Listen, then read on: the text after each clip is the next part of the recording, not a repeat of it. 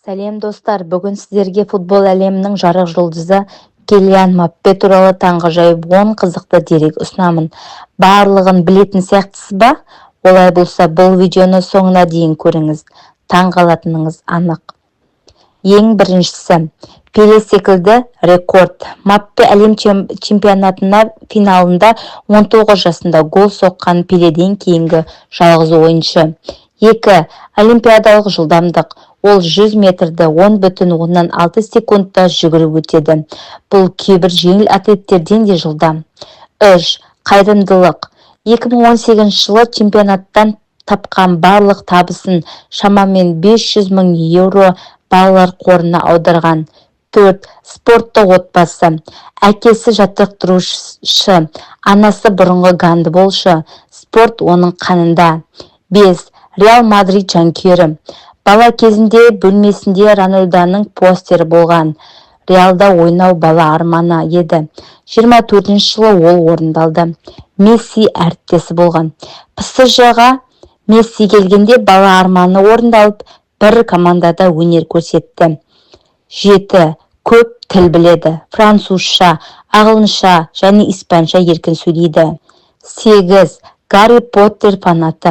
Сүйікті фильмі Гарри Поттер. Бос уақытында осы әлемге қайта-қайта оралғанды ұнатады. 9. Әлеуметтік желіден алыс. WhatsApp, Instagram, TikTok секілді желілерден сирек қолданады. Көбіне футболмен дамуға назар аударады. 10. Кітаппен тынығады. Матч алдында кітап оқиды. Бұл оның ішкі тыныштығын табу тәсілі. Енді қысқаша өмірбаянын айта кетсек, Килиан Мбаппе 1998 жылы 20 желтоқсанда Париж маңындағы Бонди қаласында туған. Әкесі Камерун текті жаттықтырушысы, анасы алжирлік гандболшы болған. Футболдағы алғашқы қадамын 6 жасында жасап, 2015 жылы Монако сапында кәсіби карьерасын бастады.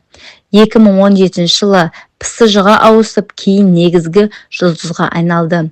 24 жылы армандағы футбол Реал Мадридке өтті. Француз құрамасымен 2018 жылы әлем чемпионына атанып, футбол тарихында есімі алтын әріппен жазылды. Килиан Мбаппе тек футболшы емес, мол мотивация, тәртіп пен адамгершіліктің үлгісі. Осындай тұлғалар әлемді шабыттандырады. Видео ұнаса лайк басып, достарыңызбен бөлісуді ұмытпаңыз. Келесі видеода тағы да қызықты деректермен бөлісемін. Кездескенше.